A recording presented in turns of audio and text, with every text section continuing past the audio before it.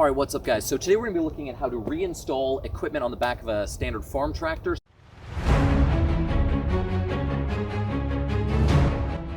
All right guys, so equipment on tractors like this hook up in there's three main hookup spots. There are the two swing arms right there and right there.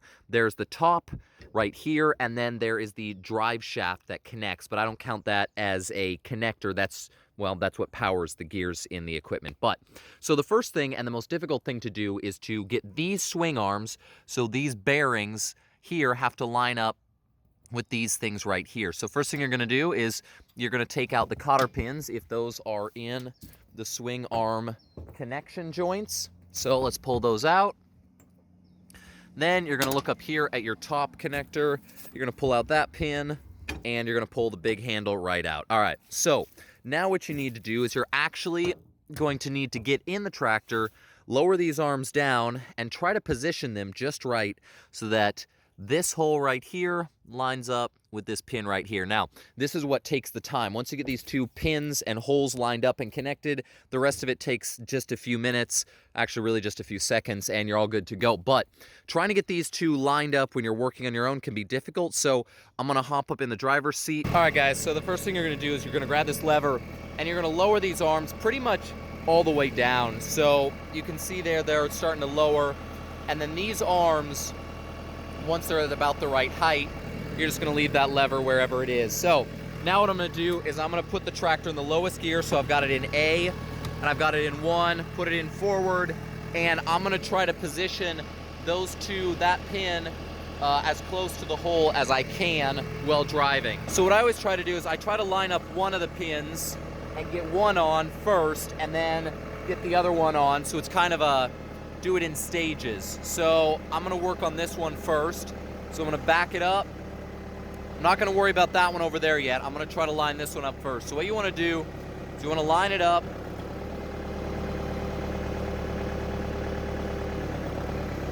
All right, so I'm a little bit too far, so I'm gonna go forward. All right, so you can see there it's pretty close. So now I'm gonna put the tractor here in neutral. I'm gonna put the parking brake on. I'm gonna pop off. All right, so you can see that when I raise this up, it's still a little bit short. So I gotta pull the tractor forward just a little bit.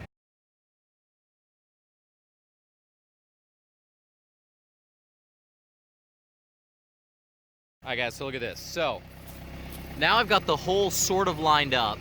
Now these, because it's a tractor, it almost never just slides right on. So you can see I've got it kind of on here, but it's almost impossible to get perfect. So what I do now is I give it a few good solid kicks. And you can see I've almost got it on there. I've got it on there, but I don't have enough room to get the pin in yet. So this is where it takes a little bit of working back and forth, a little bit of sweat to actually get it that last little bit.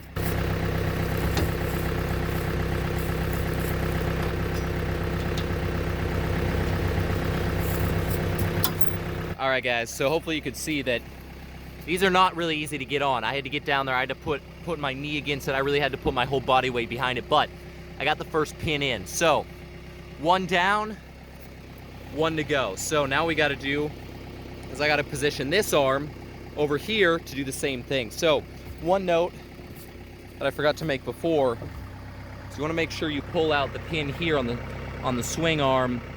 What this does is this prevents that arm from swinging back and hitting the tire. So you want to pull this out. So you just take the ring out, pull that out.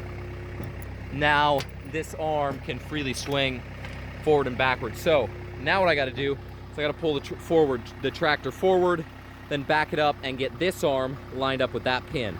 Let's do it. All right, so here we go. So this isn't bad. So look, I've got this guy lined up. You can see it's pressing against the tire, but that's not an issue right now. We'll take care of that after we connect the equipment. So if I lift this up a little bit, yeah, you can see it's pushing into the tire, which is causing some resistance here.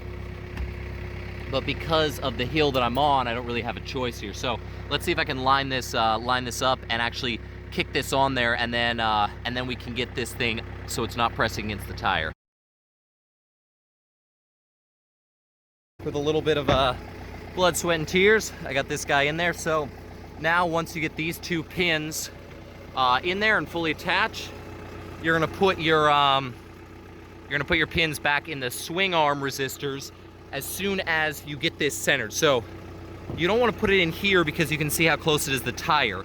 What you actually want to do is position the tractor to where this guy is pretty much lined up with the center here. Then you're gonna put the pins in each side because that's where you want it to stay. So let's do that.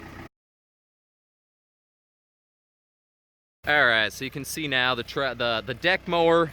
The deck mower here is pretty well lined up with the back of the tractor, pretty much square. It doesn't have to be perfect, just has to be roughly, so that basically what you're preventing is either these arms swinging over and hitting the rear tires. You can see here some chunks have been taken out of this rear tire because somebody didn't put the swing arm limiter in there properly at some point in the past.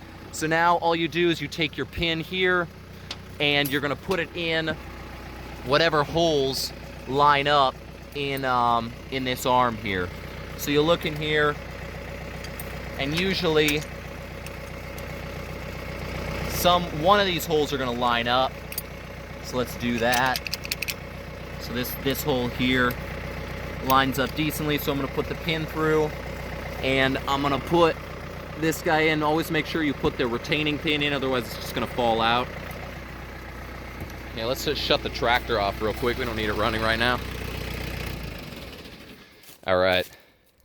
So I got the pin in there, so I'm gonna grab this other pin here. Do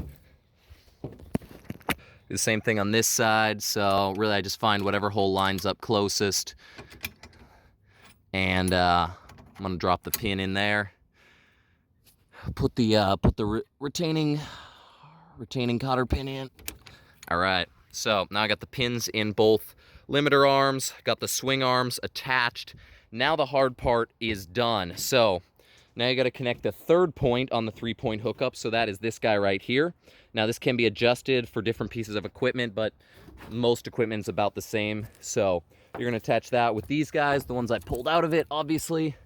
So I'm gonna you can see it's kind of clipped in there. So you just knock to the side, pull it down. Now this is nice because this guy moves. So swing this down, freaking line this up, put this big ol' pin through the 2 points here, take your cotter pin, put it in here, smack it into place, and it's good to go. So now you got your 3 points hooked up. The only thing left is to connect your drive shaft. So let's do that. All right, so your drive shaft connects to your hydraulics and essentially is run with this rear drive shaft here. So this has got splines on it, and then that one has the reverse splines inside that little point right there. Now, it has drive shafts are usually flexible, so they can go different lengths in or out. Now, they don't just like jump in and out, you know, you got to push them, but this will extend and retract, which is what allows you to pull it on and off that. So what you got to do to actually attach this is, first of all, you got to make sure the splines in first of all, get any crap out of there if you can. You got to make sure the splines in here line up with the splines on here. It's not going to go all the way on. So you can see here the female splines here. So what I always just do is I'm going to try to do this one-handed if I can.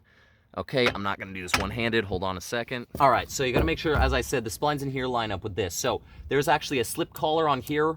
It's very much like a compressor collar or a pneumatic system collar.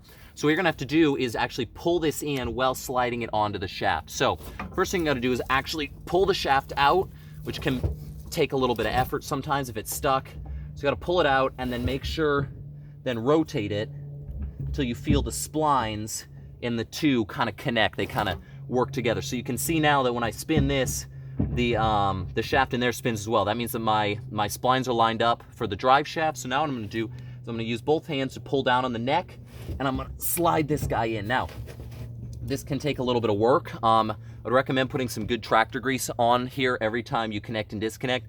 Makes your life a lot easier.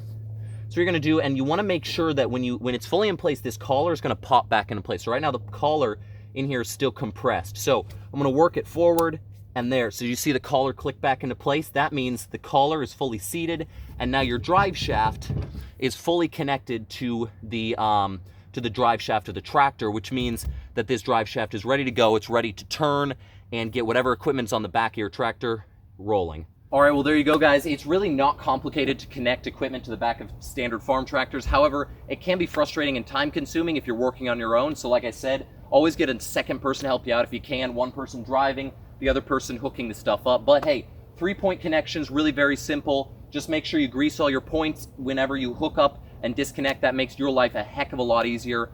Make sure your drive shaft is fully connected to the tractor. Other than that, easy day. Hey, thanks for watching the video. Hit that subscribe button, hit that like button. I'll see you later. Stay tuned.